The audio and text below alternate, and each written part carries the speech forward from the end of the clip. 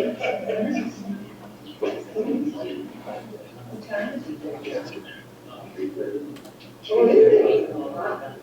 what's the winning lotto numbers in the future? What are the winning lotto numbers here in the future? So we want to know. All right, we're going to start with committee comments. So these are for the non-agenda items only. And you have something? State your name, stand up. I have a question. Yes. If somebody has personal vehicles or whatever on their property and they have a home, isn't that considered accessory use? I mean, isn't it allowed as accessory use? I think so. I mean, because you can store to a certain extent when you Yeah, you know, it's primary residence, yeah. Okay, what about the hard thing is in the cases where somebody's house is in the, like their property goes up, their house is in the back of the property, Then all the their view is, so technically their front yard becomes their backyard. It is, I mean. I don't know what the limits are. I don't think It's just going to say it's vehicle, the number of vehicles. Yeah, I think there's a number that becomes storage and not just personal. I was just wondering. Especially if they're non-running vehicles. Then not licensed. Yeah, and not licensed vehicles. So if they're not registered and if they're not running. Yeah, and no tires on them, that kind of thing. Oh, I know. Oh, yeah, and it, I know they came to our place years ago, same thing. My husband collects cars for the movies. But he had to be sure that they were running at least to start. To get going, I guess, in case of evacuation. The hard thing is just. And insurance, you Yeah. have to do an insurance policy. But I think it's hard when But they have somebody to has acreage, Yeah, their home is built toward the back. yeah, so it's putting it on display when it's, Right. yeah, when it was reversed, picking up accessories. Yeah, that's right, that's it. Yeah, the house was in front, and there was storage in the back, and nobody was there. Yeah. Yeah. Yeah, that dangerous when it comes around. Yeah. That's a, Well, we've had situations where people have shared because there was 10 vehicles in the back or whatever, and one of them, let's see, but he ended up going to jail for it. Oh, jeez. yeah. Oh, my husband was in jail too. Yes, he did. We got two. See? For his vehicles? Two vehicles? Yeah, all those things going on there, yeah. We got. Wow. We could have a cesspool and a whole bunch of other stuff going in jail. God forbid, too many cars. The riverbed. Yeah, you can do all sorts of other stuff, but God forbid you have 10 cars. Yeah. All right. Any other comments? Joyce? So, all right. All right, announcements and correspondence. Jackie, do you want to try to do this from halfway across the world? Sure. Can you hear me? Yeah. Oh, great. I just have a couple of things, and we'll, after the meeting or during the meeting, I will email them to you, Jeremiah. Because there are things that be posted to our website. So let me just find them really quick. Hold on one sec. Here it is. There's bulky items and green waste free disposal days are coming up. September 14th, which actually was 2 days ago, the 21st. So we'll send that to you to be posted. Also, let's see. There's going to be work being done on East Sierra Highway starting today to November 8th. So I'll get that to you to be posted. And I think that's all that I have. There's probably a lot more, but I haven't had much time to get through all the all the emails. So those are the 2 items that I have. No problem. All right. We'll just play it through. Jim, it's you.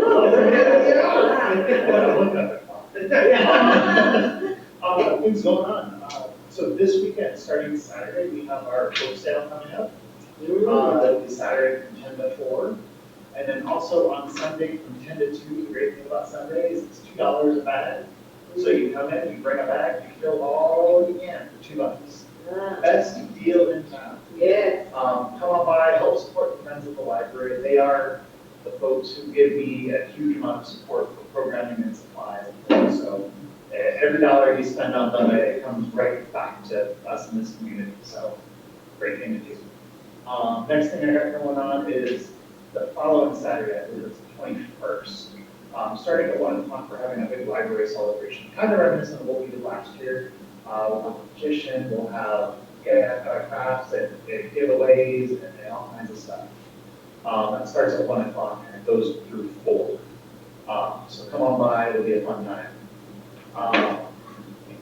I did let you guys know last weekend that we had extended operations due to the heat wave. So just let you know that thanks for helping get any word out there. The more people that know we're here, the better. I think it's a great resource. You're relying on like a salt cooler and 100. Or your AC broken. Or your AC is broken. I mean, it's great to be able to come here and just cool off. And the last thing I'll plug is we have our annual bookmark contest going on. Anybody in grades kindergarten through 12th grade can enter. There's different age groups. Each age group has winners and prizes, and ultimately the board of supervisors pick winners for their whole districts. And those bookmarks get printed on professional bookmarks that we give out here at the library every year. So if you know someone in that age group, tell them to come grab one. Other than that, that's what I've got, unless you guys have questions. Anything, Jackie? Any questions for Jim?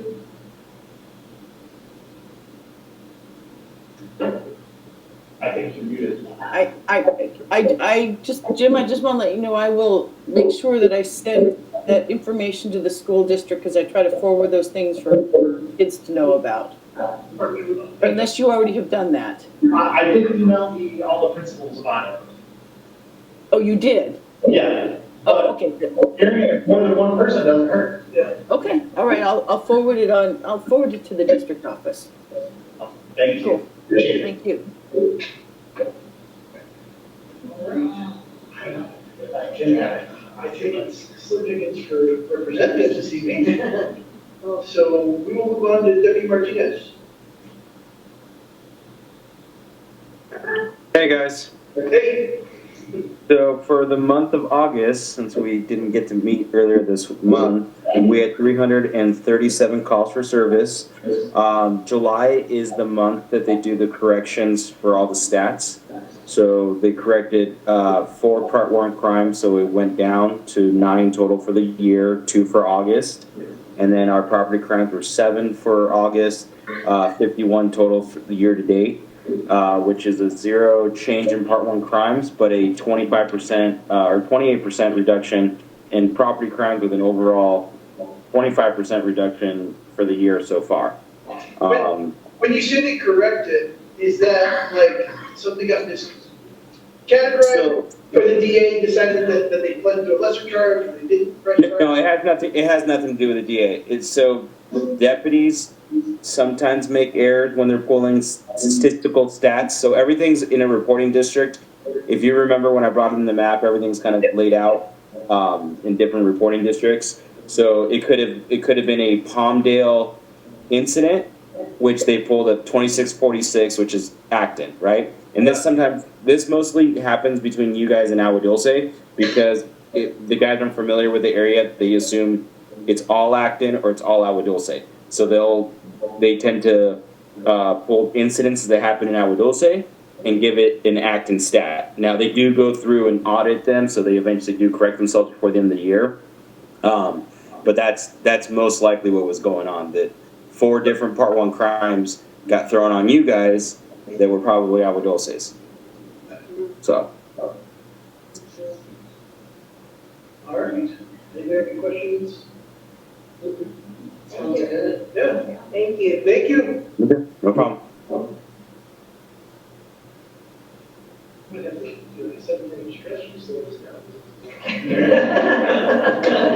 Slow version. All right, garbage disposal district.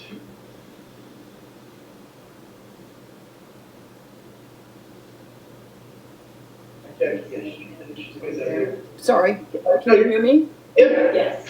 Yeah, I just recommend this to let people know we did submit a lengthy comment letter to the county regarding the garbage disposal district EIR. They were comments on the draft EIR. And I don't know if anybody wanted to report out on the community meeting that happened in Acton. I wasn't able to go to it, but I did go to the community meeting in Palmdale, was it, or Lancaster, I guess. That was it was a very disturbing meeting, and there was a lot of information given by the public, a lot of testimony that was really troubling, that informed the comments that I drafted and resubmitted. So I was kind of hoping that somebody might who's here at the meeting had been able to go to the meeting in Acton and maybe, talk a little bit about if anything big happened there, or was it pretty run of the mill, or anyway, if it knew anything about it. I did, Jackie. I went to the meeting. I came, so I was the first one, and so I could give my comments the first time. It was very structured. They had it all outlined of what you had to do, and they explained with the slides of what. So far, they haven't gotten any company to Waste Management or another company. I think they're looking at two of them. The Waste Management was also here, and they got pretty good comments. Were you here? You were here. we were here. So, what was your take on the meeting? Terrible. I didn't think it like that.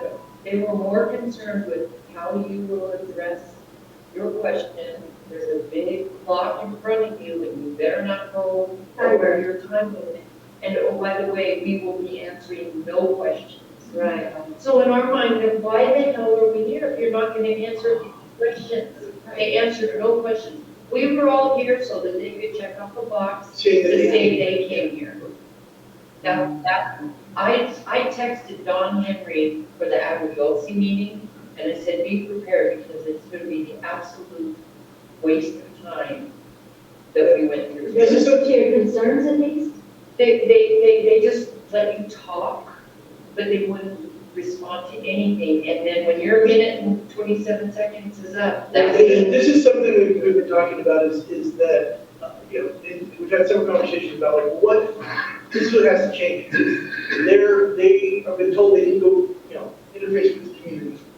And exactly what you're saying, they're checking the box, but there's no actual feedback loop. No, they're not required to do anything with that feedback. This meeting wasn't set up It's not a meeting, it's, interact with the community. It's crazy, yeah. Because they showed their, Yes, it's this is what we're doing. and then if you had questions about what you saw, so you get a better understanding, so you can ask a question or make a comment, you couldn't do it. You couldn't ask a So question. they're gonna do it no matter what, too bad. Yeah, they just sat there going, no. That's how it was in Santa Maria. just by the normal point. And the problem that, just to later on is, they get everything scheduled, so in my mind, I'm getting feedback, this is how, in my life work. We go have conversations, you take the feedback, get it written, and then you come back and say, hey, does this look like what is it? Everybody goes, yeah, it's more or less a report, hey, we could meet you on this, we could meet on. Then you schedule the thing because you've had all the feedback. They are like, hey, we've already scheduled the thing, oh, we got one more box to check, we go talk to everybody, hey, we talked to everybody, we're still doing whatever we've already. Yes. Well, they want my opinion on something, they won't tell me what it is, they won't give me, answer my questions with a full understanding, I can give a order. Right. So I guess would be lady there shouting at him, throwing trash on the ground. She threw a tarp out. Yeah, And okay. her issue, I believe, was that they were putting mulch out, pulled dust off the solar farms, but their mulch was garbage. Garbage, yeah, it's just trash, She yeah. collected all the garbage that showed up, and she was complaining to them, saying, hey, you're saying this doesn't mulch. It's just garbage. They tried to cut her off, and she wasn't coming in. Good. They needed that, that's probably why they were structured to do that. We don't have last time. Right. But they said they were going Yeah, to get back to the community though, right? They Yeah. just say, with all the comments that they received the deadline. Well, they said they'll respond to the Yeah, but in the past, the response has been, we got your feedback, we're not gonna do it. That's the response. Jackie, you were gonna say something? I was just gonna agree, there was definitely some civil disobedience at the Lancaster meeting, but the gal who brought the trash also pointed out that, there are actually trash haulers, and she specifically identified Athens, it's a company that they're like Waste Management, they have a trash hauling contract, they say 40 municipalities in Southern California. But what they're doing is there's probably 40 Athens trucks a day that come up and just dump their trash. And these are all, my understanding is every community and municipality in Los Angeles County already has all their segregated waste, right? What we're going through has already been done everywhere else in LA County. But what these trash trucks are doing is they're just coming up and they're just dumping it on this lady's property. It's about 120 acres or something next to her, and it's been going on for 10 months. There's thousands of tons of garbage just because they're using it as a dump, and they're not segregating it. They're not complying with the law. And so the point that was made at that meeting was that this is why you cannot have an environmental impact report that only looks at the hauling component and not the disposal component. Because all of these companies, as she mentioned, was Athens, they have these contracts to haul segregated waste, and they follow the law. Then they just come up and they dump all of it in the same area, because her pile of trash had organic and inorganic waste and was all mixed together. And the gal, right, I'll think of her name, the gal who was in charge of this department at Public Works, she used to be in charge of traffic and lighting. So we crossed swords with her on the Primo Burger project. Not Izumi, it's something like that. Anyway, she was there, and she actually said, I now understand what you mean by two sides of the same coin. It's trash processing, right? It involves both hauling and disposal, and they're only looking at the hauling. And so a lot of what I saw at the Lancaster meeting, the civil disobedience that was referred to, informed quite a bit of the comments that we made. So I didn't know if somebody had done the same thing at the active meeting, but it sounds like it was pretty civilized and very controlled and just box checking, like you were saying. Suni was there? Suni was there, but she was not kind of in charge of the other lady, the Hispanic lady, right? Yes. Yeah, but Oh, it stayed kind of in the background. okay. Yeah. Well, that's too bad. But I guess, well, hopefully what we said makes a difference. I did forward it to, after the signed copy, or the final version, I forwarded to the ARTC, so we'll see. What I also recalled about the lady who was doing the civil disobedience, she listed all the cases where she went out and tried to work with the county in a routine way, and they didn't listen, they shut her down, they didn't respond. Yeah. That's, she said, I'm not this person, I don't normally come out and shout at people and feel like this, but you're ruining my house, my property, you need to do something about it. Well, and that's, I think, the fear with all this stuff is when stuff is ceded to the county, what's our recourse? Like, what's the thing? Well, how can we don't get anything done? And I think one of the things that we go, well, there'll be a number you can call. It's like, great. So I can call an office and tell them, well, they'll take care of it. How do you know? Like, where is that in? It's all this, like, we're going to establish a number. It's like the film stuff, too. It's like, well, we're going to establish a number. Well, is it staffed 24/7? Do they have the authority to go out there? It's just, exactly, it's go away, we solved it, no phone. So we separate all the trash and they dump it all together. Yes. That's gotta be a state law, right? That's why we're doing this. Yes. It's state law. Yes. So I guess we go up to Newsom or somebody. Yeah, I mean, that's probably, the next step, depending on what, we have to see now what they're gonna come back with based upon the feedback. I mean, they do have an opportunity to to straighten it out. And if you're getting that kind of commentary, maybe, Jackie, there's some hope that they understand and go, maybe this is the out to kind of pause and reset. I will say this, at least on its surface, they did take some of the feedback as far as the roads and some of the initial stuff they come with. So I do know they can listen if they'd like to. So we had brought up that, because of the number of trucks and things, one of the impacts we're concerned is like, well, they're gonna destroy people's roads, there's gonna be all sorts of particulate kicked up, because now there's all these trucks going on dirt roads constantly, and they did take that into account when they kind of came back, you know. So I'm hoping that maybe this is something where they say, okay, wait, we do need to look at the whole big picture here. So, I went to Kevin Barker's office to get one of those dump vouchers. oh, yeah. Yes. And, wasn't her there, but he said, we're trying, you know, Akron's one of the last areas for us to get this all done and everything. So I said to her, well, I heard it wasn't going really well anyway, anywhere. Yeah. You know, because even in Santa Cruz, they separate it all up, they come with a truck and dump it all in the same place. Yeah. Except for the recycling, yes, but the driver probably takes some of his money. Yeah. That's why that one is separated out. And she had like not heard that, but like I said, she was a clever. Yeah, sure, well, and Very nice, of course, and does everybody know they can get those 2 vouchers? Although Yeah. it's not enough, no, it's not. you know, Better than a sharp stick in the eye. Yeah. Oh, All right, well, we'll that's keep, crazy. yeah, well, it's crazy because, you know, I think there's plenty of opportunity to do the right thing, and it seems that, Or postpone it. well, that's what I mean, by doing the right thing, sometimes doing the right thing means you take the time until you can figure it out how to do it right. If you can't do it right, you don't do it, or you figure out, you know, or they have a pulpit too, to go talk to the state on like, what, I mean, we're the largest county, like, you don't think that gives some kind of pull when they're all the same team, so to speak. So how is that not, you know, something that you can go and ask for exemptions or talk through? Well, you know, Bird Tech is in a camera. Yeah. If you dump the wrong things Yeah. in the thing, then you get a first a warning and then a fine. Yeah. And then they're dumping it all together? Yeah. Like, Well, what? yeah, but they don't get a fine. Yeah, where's the camera on this? And you gotta go do like, where's that fine from? Like, who's getting that fine? Bird Tech getting the fine? I mean, who made the fine?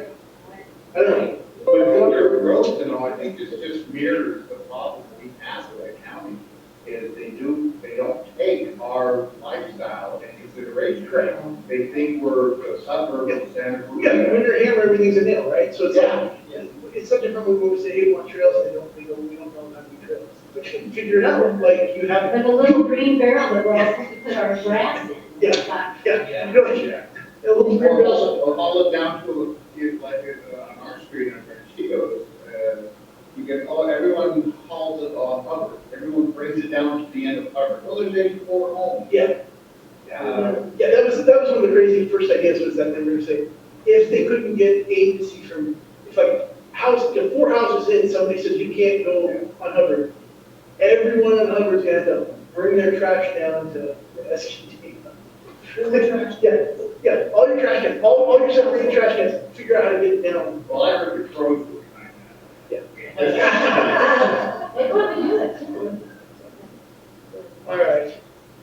That was a disappointing situation. Very. We got it nowhere. Yeah. It was like 2 hours of time to design the back of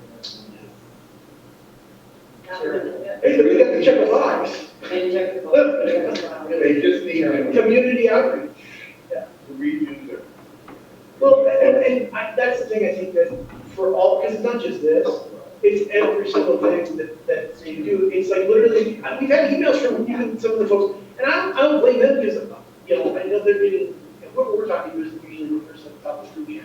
It's usually somebody's been assigned things like, go talk to Acton, you gotta check the box. It's literally like, hey, the last thing on our checklist is we gotta talk to you. You're like, gee, that seems out of order. Maybe we should have been the first thing was go talk to us. Before you put your mind together, rather than saying, we have this plan we want to show you. Like, what? Like, so, I think there needs to be something, you know, maybe that's something we need to talk to Barker about presenting. I don't think that that's even a thing that I think that, you know, obviously county agencies would want that. But I think the supervisors could probably get behind making sure that the communities are heard. This is a universal thing for everyone. It's not just an active problem. You know, everywhere a problem. I think we're here in Lancaster, but I guarantee if you went to any other zones, and said, you feel like they're taking us seriously when you say something, you're gonna have all city people say, no. They come with a thing and they check the box. Well, I don't know, maybe it's something we can reach out to see if there's something they can look at on a way to change it so it actually does what it was intended to do. So I think the intention was right? It's like, do community outreach here, what the community wants. And instead they're kind of parked at the end of the food chain and said, just tell them what you're doing. They just want to go home, Yes. and you get it, or you're. The exact time and everything. And it was all written down though, so they had your name and what you were asking the question, so they kept all that. They took a card from us. They were tight-lipped. Did they have any time frame when they were going to get back to us with? No, so that was just. They probably just hired them to go show up on this meeting. They don't know just wanted anything. to check the box. Yeah. They did it. You couldn't give an intelligent response to something you don't fully understand. Yeah. And you don't fully understand, so you can ask the question. Yes. To make sure, but they were. No, or can you Did this, the county's done this in the past. They have a seminar or question and answer or workshop ahead of time. So they try to answer your questions, you know, they take questions, they answer them to the best of their ability, or if they can't answer them right there, they say, we'll get back to you. And then they'll close the workshop part and then have the formal hearing part, right? And then they take the comments and then they have no legal requirement to respond. Yeah. But typically, they do respond in the workshop part, and then they just take your comments because legally they're required to. And there's nothing in the law that says they can't respond to your comments right then and there. All they're required to do is accept them, make a record of them, and consider them in the process. But most entities, and High Speed Rail was very good at this. They do a lot more. They answer questions. You know what I mean? So it's too bad that that was the general format of the Lancaster meeting, but there was definitely civil disobedience at that meeting where, I mean, nobody threatened anybody, but there was just outrage and emotion, and it was all good because it really got the message across. And I wanted to point out also in the letter that we wrote, we tried to address all of those things and point out the process that they should follow to be able to address not only the waste collection part of it, which is all they talked about, the EIR, but also the waste disposal part of it. And we gave them steps, do A, B, C, D, E, F, G, do these things, and then you can have a legitimate EIR that addresses both sides of the coin. So it would be interesting to see what they do. Well, we'll have to find out. And we pointed out that the main cause of illegal dumping is dump fees. Because Waste Management and I think one other company basically controls all the dumps, and they set the fees.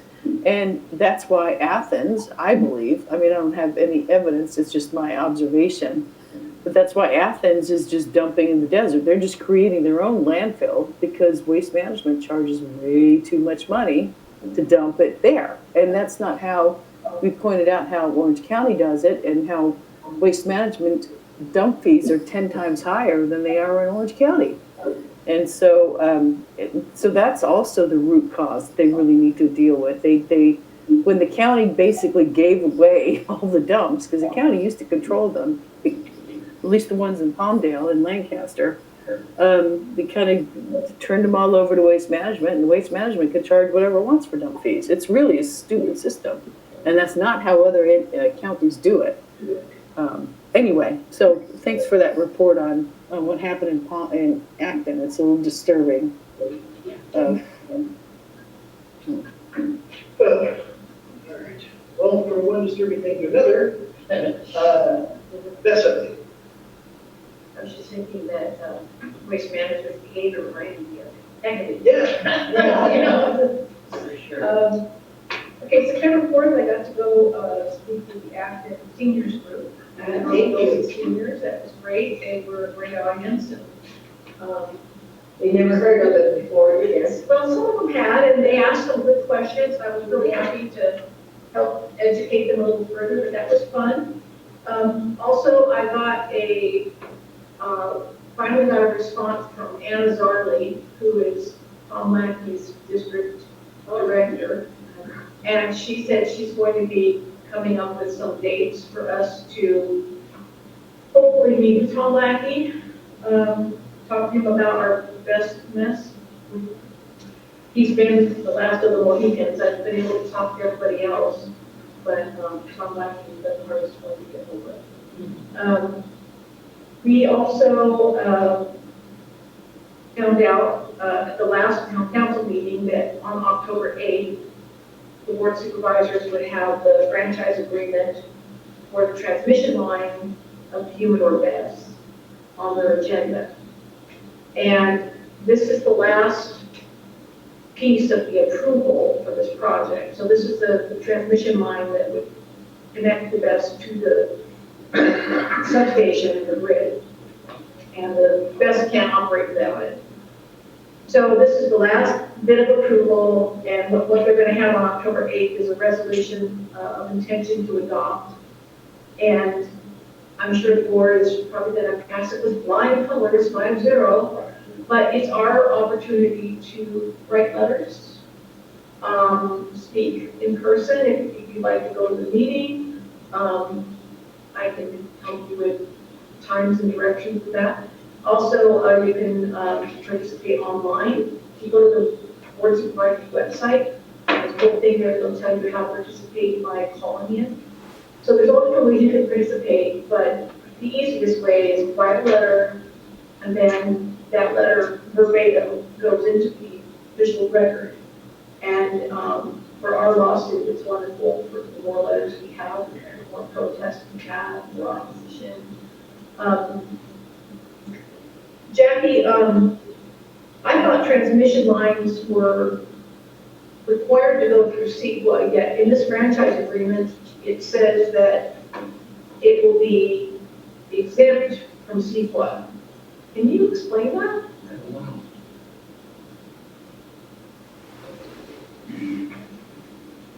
You're muted, Jackie. Just moments before I logged into this meeting, I looked at the internet, I'm sorry, the email from Chuck, and he attached the letter, and it declared that this, I was blown away, literally half an hour ago or whatever, that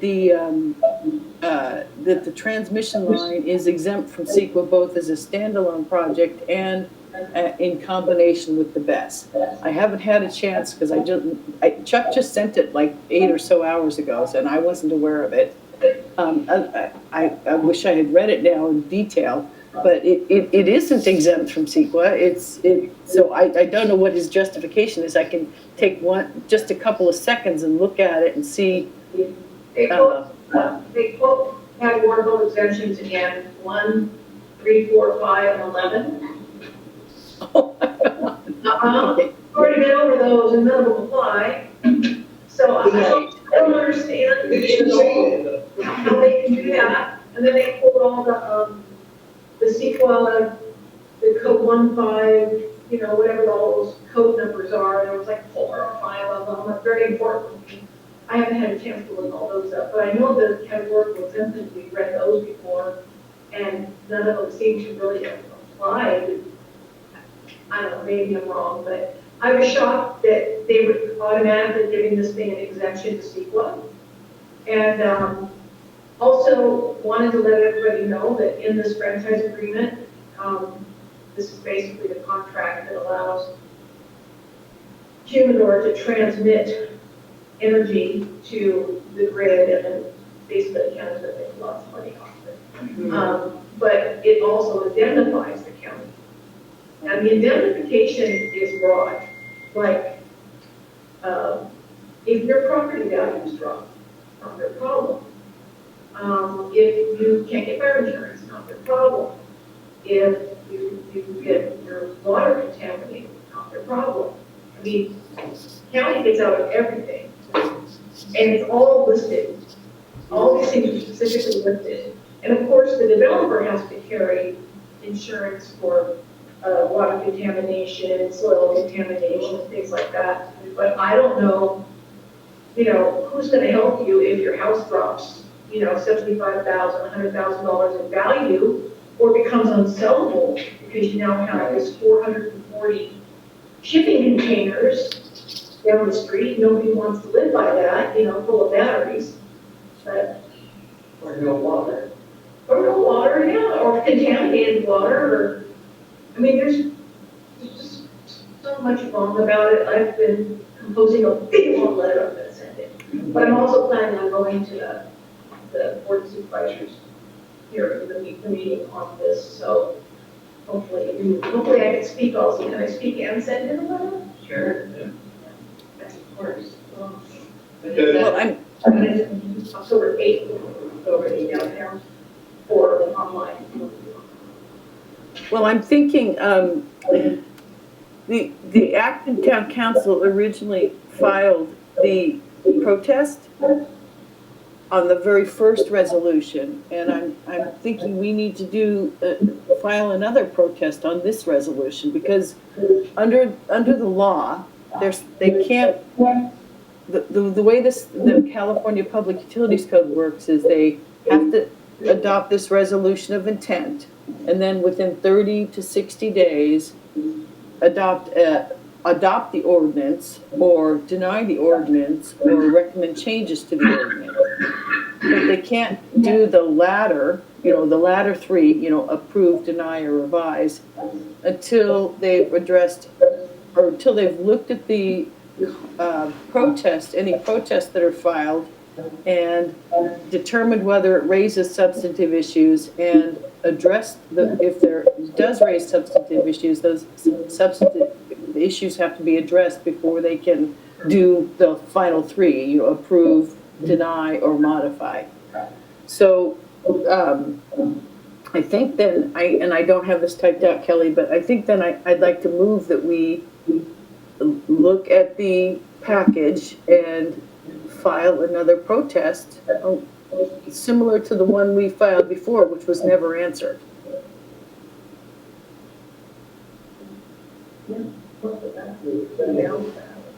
Second. She said. Is it okay if I just said that we look at the package and file another protest? Okay. Any other discussion?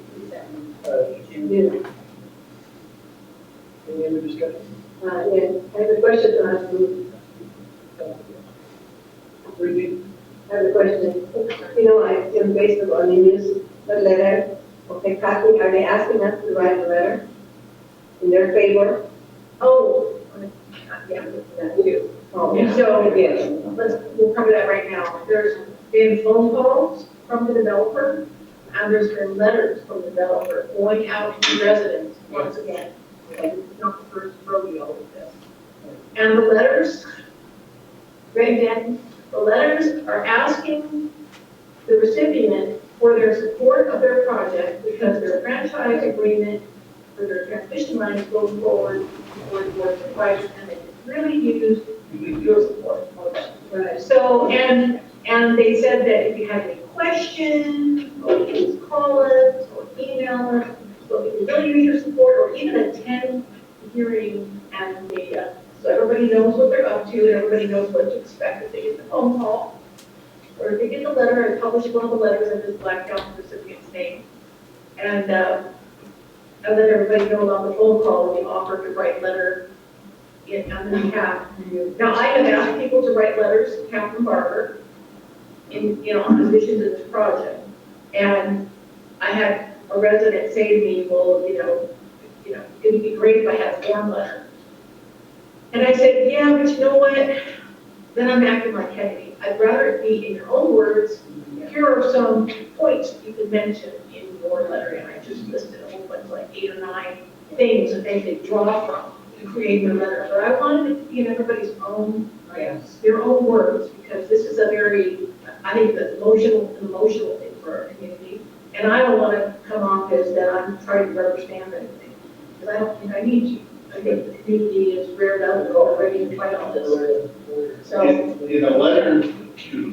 ready for the October 8th meeting, do we have to specifically and only address the transmission line? Or can we talk about the transmission line and the best project? I think you can talk about both, yes, Jackie, yeah. Yeah, because what we've been pushing for now and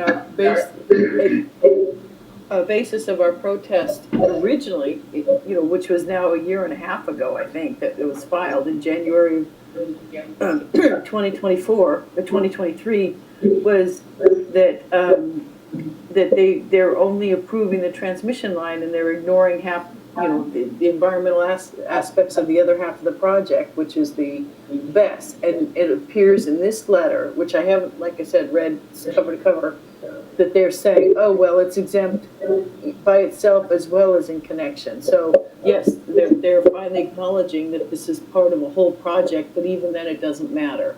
But I had a question for you, Ruthie. I just so I understand, because I didn't realize this is shocking, that Hecate is calling Acton residents saying that we will write your letter of support for you if you want us to. Yeah, if you'd like, we could write the letter of support for our project on your behalf. So in other words, if you don't have time, don't worry, just give us permission and we'll write a letter. So that, to me, that means that we need to call into question every letter of support that the county receives, because it might have come from Hecate and not from an actual resident or stakeholder. Right. My God. Yeah, it's pretty slimy, but that's kind of the way they roll, so. When haven't they been slimy? Yeah. No, shady and slimy. Well, and that's something good to write it. Yeah. So I'm gonna, make sure that's a well-known fact, and I might even mention it in my letter that I write to Captain Barker, that this is what's been going on. And All their letters of support. all their letters could be discredited because we don't know if the residents actually know it. Well, like, Yep. that's part of the record in a lawsuit, when you get discovery to find out if that person did give permission for that letter. Yes, and the resident that, had gone to the December 19th appeal with us on the bus, he's a local businessman and a big anti-BES supporter. And I asked him, he's the one that got the phone call, and they said they could write it on his behalf. And I said, would you do me a favor? Write a letter to Catherine Barker, tell her you don't support this project, and tell her what happened when the developer contacted you by phone. Tell her exactly what was said. I said, and please send me a copy of it. So, Did he say he would do that? yeah, yeah. Oh, that's great. And I'll remind him that, because I haven't gotten it yet, this all happened on, what's today, Monday? I think it happened yesterday, that I saw his comment on Facebook. Oh my gosh. Yeah, so I'm sure he'll get to it. There's some that are approving that project. I noticed from that letter, because they didn't know what was going on, so they said they have their hands, they thumbs up. Thumbs up, yeah. Yeah. Okay, so should we go a second? Yeah. Discussion. I don't want to predict. You're not your vote. So, any other discussion? All in favor? Aye. Opposed? All right, motion carried. Ruth, can you email me that stat sheet with all your points you Yes. wanted, so I can add that to our. Yes. website? Yeah, I'll just copy it off of Facebook.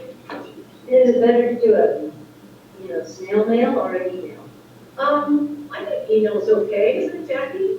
An email to Catherine Barker, and it's Catherine, Cathryn, Catherine at bos.lacounty.gov. Okay. Oh, I think it's a K. Yeah, you said. Yeah. Did I say, well, let's see. Yes. I was like, oh my gosh, I'm emailing the wrong one. Cathryn. I have her little flyer, my brain. And you can look it up online. Oh, but also any letter you send, it should also be sent to the whoever. I think there's probably a name of somebody on the letter from the board letter. So We'll post, you know what, I'm gonna send it right now. We should post that board letter on the town council website as well. Was it Mark Herwick on the? No, Mark Herwick's doing, this is all public works. Do we CC first or CC before acting town council? I would CC the active town council.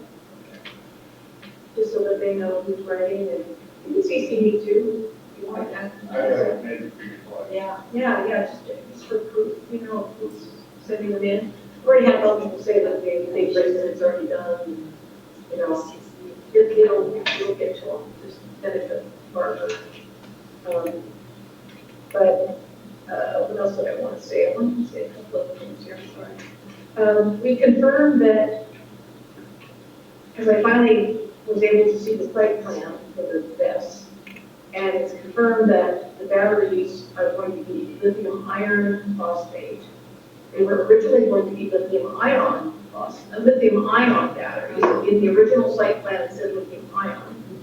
It was a Tesla, a Megapack, or a Cohen Centipede or something like that, where the units they were going to use, those are lithium ion. I looked those up, but the new site plan that's been approved says lithium iron phosphate, and they're Cohen batteries, but they're definitely LFP. So the lithium iron phosphate batteries are still lithium based, they're still toxic, they can still go in the thermal runaway, they just hold off a little bit longer before they do. But when they go in the thermal runaway and when they react, they're more volatile and they put out more hydrogen-based toxic gases. So there's no bueno, don't like them. And the developers are going to try to tell us, oh no, this is a state-of-the-art technology and it's safe, but it's not that lithium ion stuff will get after you get consumers. The bullets didn't okay. It's still okay. Yeah. So that was confirmed. Had another BESS fire in San Diego County. The San Diego Gas and Electric's utility-based BESS. It was right in their utility yard, and it evacuated like 500 businesses, 3 schools, tons of residents over a 2-day period. And I believe that was lithium ion batteries. That's the 3rd BESS fire for San Diego County in a year. Wow. Number 1. And Do we know how many facilities they have? they have at least 4. So, And they look like 12, they look like 12 on the table. So San Diego County went, okay, time out, whoa. When they had 2 fires out of 3 developer-owned vessels, because the San Diego Gas and Electric one is a utility. So they had 2 out of the 3 privately owned or investor-owned vessels had fires. So they said, now hold on, wait a minute, we got to do something different here because those odds are not in your favor to be having so many fires out of so few vessels. So they literally had considered doing a moratorium, and they started putting together a siting ordinance, much of what like LA County's doing right now is a siting ordinance. So I would kind of follow Jim Desmond, who's one of their board of supervisors down there, who's great. And he's the one that kind of put the brakes on everything and said, we need to like really stop and think about this. And wanted to say, just tell them they can't do lithium-based technology. You know, just tell them absolutely no lithium battery project. We want to bring a iron flow or an iron air or solid state or anything that's not fire prone, bring your projects to it. Don't bring us lithium-based projects. They're so worried about falling behind their goals. That's what this is all about. It's all about falling behind their energy goals, their decarbonization, things that they've got their plan, and same thing with everything. So anyway, San Diego County is working on their siting ordinance. They've got a temporary moratorium in place. The San Diego Gas and Electric thing lasted 2 days, but it was a big inconvenience because it was near an industrial area that was also within the vicinity of the neighborhood. 3 schools were evacuated, nightmare. And then finally, the Canyon Country Fest is getting there as far as being completed. It's not online yet, but they have signage up. Where is it? It's behind the Post office. post office. Yeah, post office. Yeah. You know where Mom can go? Hi, I'll stand over that. Soledad Shopping Center. Oh, you mean that old little post office? Yes, yes. Yes. Behind that? Behind, yes, you know, Where they spin out all those buildings? yeah, with the recycling No, center, no, no, something kind of back behind there. the shopping center. So you drive into the shopping center, go all the way to the back. Oh, back there, like a wash or something. Yeah, Yeah. there is like a utility yard behind the post office, a small utility, like a substation. So there is signage on that vest that says, at first it says, you know, like danger, lithium ion, and then it says lithium ion phosphate. Yeah, they made up a new technology. It's like, there is no such technology as lithium ion phosphate. So it's make up your mind, you can get off the pot, it's one or it's the other, but it can't be both. And before I put my foot in my mouth, I researched it, and then Mr. Evelyn confirmed that, there is no such animal as a lithium ion phosphate. So I don't know what they're doing by blending the two, if they're trying to save on signage, and they can just make it like codes just between two different facilities. I have no Hopefully idea. they're taking more care when they're installing it than, putting it there. But the signs were like, you know, danger, like, they blocked out part of the sign, but it was about calling 911. Yeah. You know, but they blocked out part of that because it's not online yet.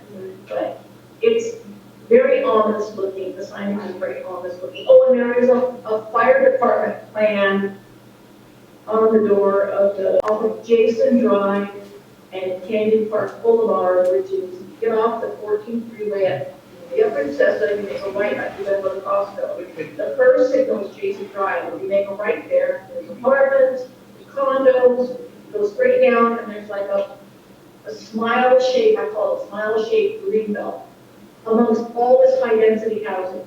It's all condos and apartments in that area, right? Jake's Way and all that. And they want to put an 80 megawatt vest right there. Lithium ion or lithium ion both. They want to put that right there amongst all that high density housing. That would displace thousands and thousands and thousands of people if that thing had been there. Well, it's right near that complex too, so you're like, you should have a 14th freeway now. I mean, like, everything. Yes, it's nuts. It's nuts. It is totally nuts. And anyway, Ruthie, you also had that, one blackout, I like that, where it says, do not use water. In case of oh fire. yeah, don't use water instead of one sign.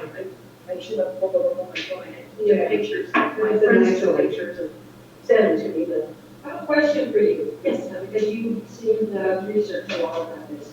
When a fire occurs in one of these best units and they're locked out for 2 days to get the fire out, is there residue that surrounds that area after the fire that will be there for a long time and harm people's lives? Do you know? I believe yes, but getting proof of that is tough because you have to get the soil tested. I would worry about the fire department. They don't put water on the burning batteries, but they might put water on the surrounding battery units to keep them from getting overheated and catch fire. So it's like an adjacent exposure kind of thing. Yeah, and they kind of spray down everything around and then they let the batteries burn. While they're burning, they're putting out the toxic smoke, which is hydrogen fluoride, hydrogen cyanide, all the good things in life that you want to make a cake with. And I'm thinking that the water could carry the particulate and that smoke down to the soil, and it eventually could make its way to the groundwater. Right. Now, that vest that they're planning is right basically over the Acton Water Basin, which feeds a lot of private wells. Yes. The head of the Santa Clara River is right there, the headwaters. It's the worst, it's underneath the 500 kilovolt transmission lines that we found out make up the southern terminus to Pacific AC Intertie. So what that means is our substation is not just your typical substation, it's an important substation. And if smoke from one of these fires, from a battery fire, smoke went up, it could cause those lines to arc, short circuit, they could melt insulators on those lines, they could cause tripping, and if that trips, it can cause like a chain reaction effect where it trips other systems in other areas. It can technically take out the western United States electrical grid. Now, they can get it back up and running, but it's not that easy. Once the system's been tripped for, it's basically a cautionary thing, everything shuts down. They have to get that all back online. It can take days to weeks, and it could cost up to $1 billion. From what our transmission experts, and Jackie is an engineer, she's confirmed that this is all true. And when it take 2 days, then you could get to get somebody to the line because of the smoke. Yeah, or even be able to get near it because of the smoke. The firemen, I mean, I kind of laugh that they just stand back with, 50 feet of water. Do they wear the masks or anything? Yeah, they're in full PPE, they're in full BAs and turnouts, and in many cases, those turnouts can never be used again because they can't get the PFAS, which is those rare chemicals, they can't get those out of the turnouts. Because even specialized cleaning sometimes doesn't remove that. So sometimes, like a lot of firemen are getting cancers because old school was the dirtier your turnouts were, the harder you worked, you were more macho, right? My husband was one of those guys. So he wound up with cancer, but he's good now. But it's very common for firemen to have cancer, especially the older generation like us, because the fire department didn't tell them those have to be all decontaminated. They have to all be taken out. I mean, they throw them in the station washing machine and wash them. If they even did that, because the grimier they were, the prouder they were to wear them. I mean, it's kind of funny to laugh about it, but I mean, it's about the air quality, so this fire in Brightwood is causing us that, that far away, causing us unhealthy air, so I can imagine. people in San Diego, when that fire in San Diego was burning, there were people at the beach that were saying that there was an very odd, strong smell, and they felt it in their throats. And of course, This will be one of of course, those. the utilities are like, oh no, that's not a battery fire, that's your battery. But it was a smell that they'd never smelled before, and it was strong, and it was odd, and they felt it in their sinuses, and their eyes, and their throats. I can see it now to be like that army base that they're telling everybody to slow down because the water is bad. I can see it now, can't be around, but Camp Lejeune. yeah, coverage. Yeah. I just don't want active doing other people. I know. No, let's not do other people. We don't need to be, toxic story. But that's all I got, I think. That's all. Is there anything that we can do as a community, beyond sitting here and talking about it? I mentioned us writing to Catherine Clark or, Yeah, please do. I mean, we've been tackling this since, well, I've been on it since a year ago, May. So May 23. Thank you. And, it's selfish reasons too. I love this little dirt pit. I don't want it to industrialize. I like it just the way it is. So yeah, you can write to the board supervisor, Captain Barber in particular. Tell her that you don't think this is a safe project to be near homes, animals. I mean, there's such limited ingress and egress over there in the East Acton area that if there was a fire, number one, they're going to close down Angeles Forest Highway, they're going to close down Sierra Highway 14, the Metro Rail is going to shut down. And also, dirt roads are going to be the only way for people to try to get out. And if it's a shelter in place, they're going to be stuck there. And how are you going to protect your horses and your livestock? I mean, how do you take a donkey and put a gas mask on? I mean,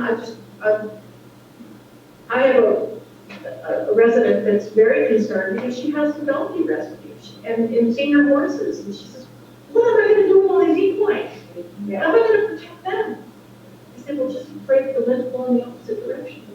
I mean, in the event of a brush fire, this community mobilizes like, we mobilize like nobody else. I mean, you see the horse trailers line up on the Sierra Highway, and they're ready, just dispatch me. Tell me where to go, give me an address, and I'm gonna go pick up some of these horses and take them to the aged care. I mean, the people take together like nobody else.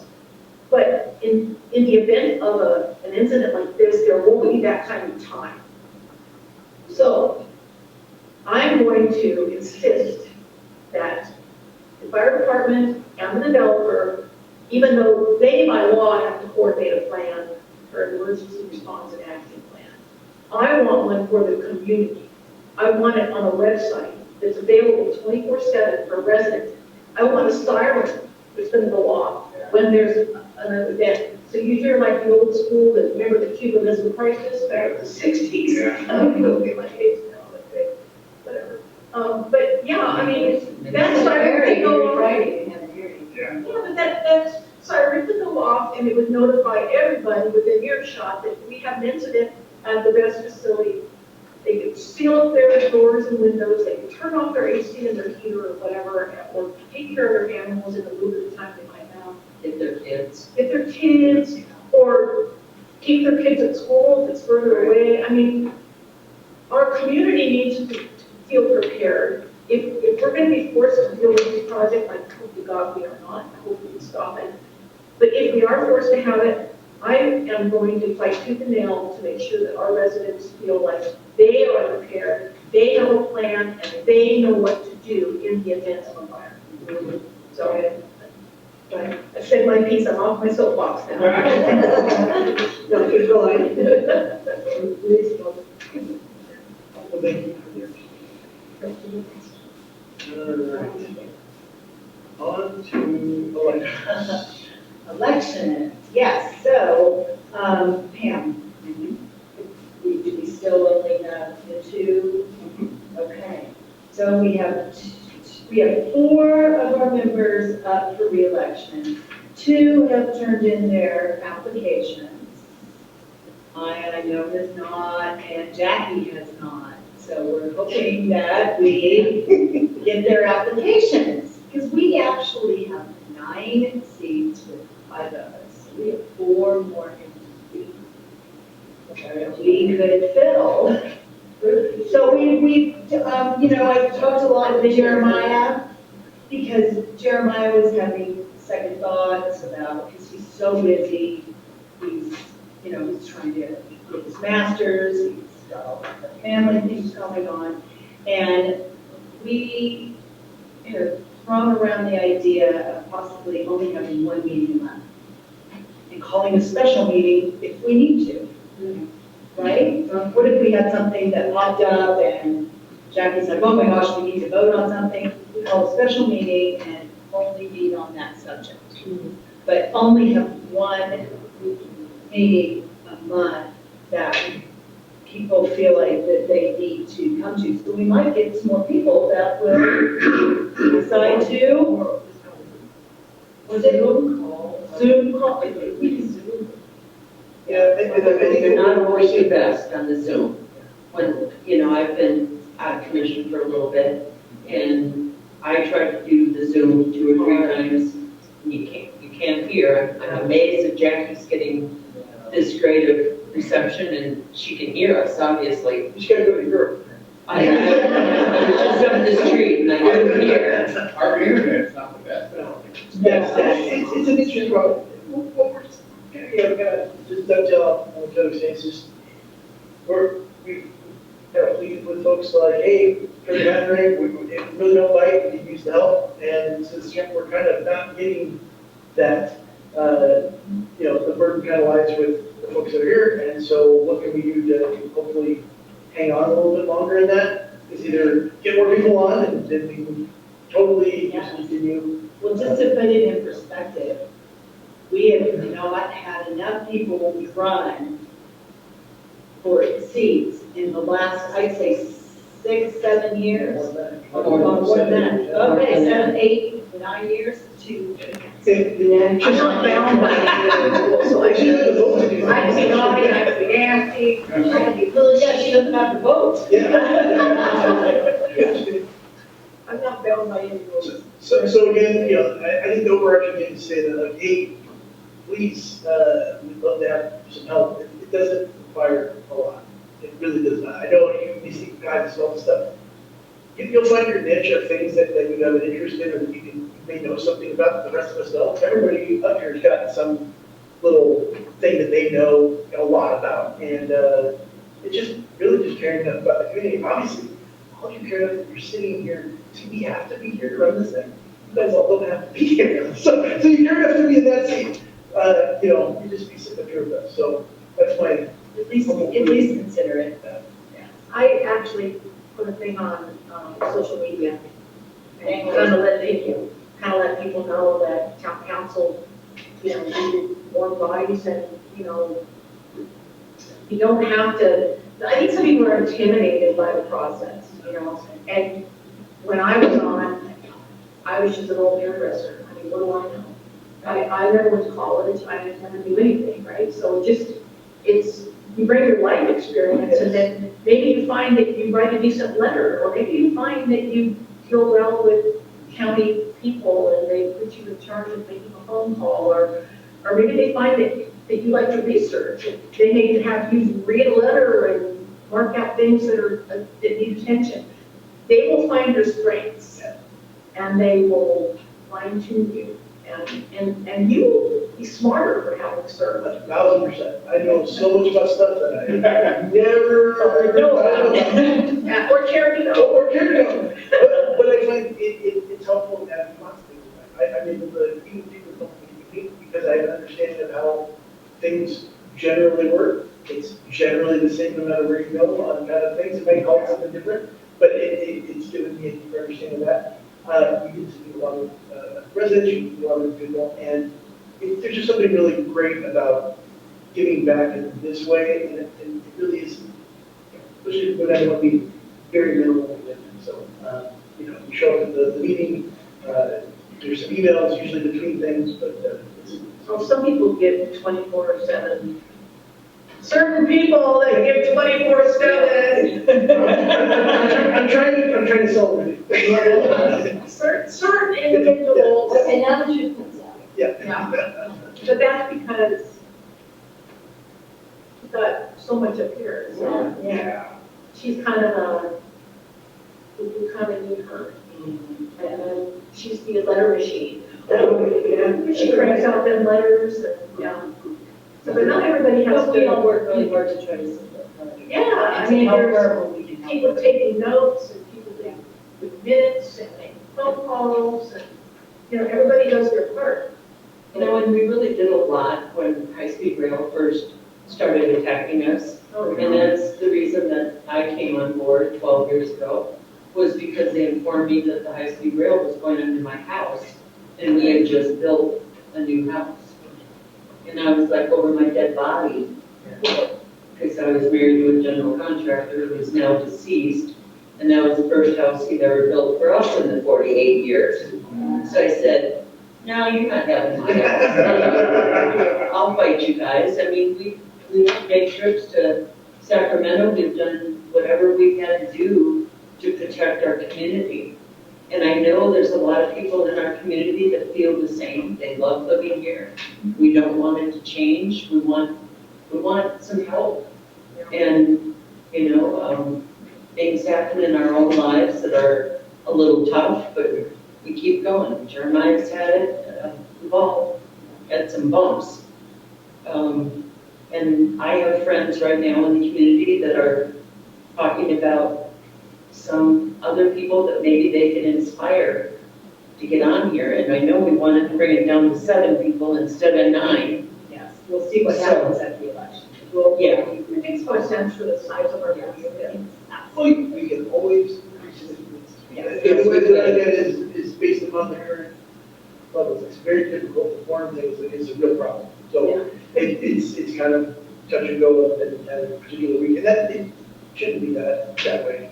Like I said, it's really, if you care, if people care enough to be here, and I'm not just calling for you, there's lots of people that can vote. That it's not much different to see up here and doing the same kind of stuff you guys are doing on that side. You just sit over here and your input and making sure that things look here, how you want it to look. That's all we're doing. We're trying to keep it how we all fell in love with when we moved here, right? So, it ain't gonna do it itself. You know, and we've had some pretty tough stuff come at us between the high-speed rail and now this best thing. None of us were educated on those kind of things other than Jackie over there. And I'm like, what the heck, I don't want to learn this She stuff. sounded the alarm, thank God, otherwise we would all be in the dark about what this thing was going to be. Is that what happened in Penn Nobody knew till Nobody today? knew. Yeah. When you looked at the video, I think there was like one, was it like one resident or two residents? Two residents that showed up and spoke. But Because they didn't know. No. Yeah. They didn't know, they weren't educated. It was just, it was a blue dollar. If Now that, look what they got. if that next one, it's, I'm monitoring some Santa Clarita's city council, agenda, and if that next best, the Placerita best, is what we call, if that one goes on their agenda, I'm gonna be there like a hot rocket. Me too. And I'm gonna bring a lot of people. But is that something you're talking about, or it's in Placerita? No, it's by Costco, it's called Placerita, but it doesn't make sense, it's called, but that's the name of it in the Department of Energy's queue. But, oh, and Flea Flicker pulled out. Jackie, did you see my email on that? Flea Flicker was going to be built by the same developer, and it was going to be in the Vincent Hill Arena, which would take away the public arena that everybody uses. Yeah, it would be horrible. And it would have been right next, the humidor would have been here, and the Flea Flicker would have been right next to it. Flea Flicker, I researched the Cal ISO queue of projects, and it has withdrawn. So that doesn't mean they can't reapply, but for now, they're gone. And I'm thinking that they got frustrated with the holdup on the humidor. Maybe they got wind that there was going to be a concentration clause, over concentration clause in the ordinance. And they decided that it was never, the county would never allow so many messes in one area. They got their one cash cow called the Caravan, they got the but not. What is the Placerita one? Placerita one is going to be just exactly like the Candy Country one, 80 megawatts, lithium ion phosphate. We don't know what it's going to be, when they're making it. They haven't come forward yet and filed an application, but they're in the waiting, the holding pattern with the Department of Energy. So you'll kind of close up. Yeah, I'm watching the Santa Clarita Planning Commission schedule and the city council. So if it comes on the agenda and see it, I'll put it on the word. How far is that from Disney Ranch? As the crow flies, it's not terribly far, because that's via Princessa and then north. So, and then Placerita is considerably further south. Yeah, they would be a good ally because they have money. If they realize that that movie ranch Yeah. was that this. Well, that's how many homes that they're gonna drop value all of the same thing. Oh, yes. Roll damage. And Silver Spring School would have to close, there's an event at the Candy Oh, that's Country. been there forever. Yes, because they're, as a crow flies, they're right across the launch. Well, the economic damage alone on just the 14 minutes there highway and all these roads, because all that commuter traffic to San Fernando Valley and LA, that all these workers be gone. Yeah, yeah. No, In a it, day, at least. they're starting to have enough events that I think the light bulb in the back of their head is coming on, but it hasn't come on in the front. But, I mean, with all the events in the San Diego area, with the EV semi that went off the I-80 and into the forest, caught the on fire. And of course, they had closed the I-80 in both directions because of the smoke coming off these batteries. And then the Interstate 15 to Vegas was closed for 44 hours in one direction, and then I think it was closed for maybe 16 hours in the southbound direction. But all because they were transporting a battery energy storage system. They were transporting an ESS, an energy storage system, so it was like a big container with batteries in it. The truck lost control, probably because it was overweight. Because the cargo was carrying was 75,000 pounds, and then the truck weighs 25,000, and there's a trailer. And you're 20,000 pounds overweight just without even considering the trailer load, right? So I think he lost control because he said he couldn't negotiate a curve on the 15. The curves are on 13. The screenshot. But they ended up on their side, and then the batteries caught fire from the impact. And then they burned for a good 44 hours before they felt like they could. They tried to upright it a couple times, and it reignited.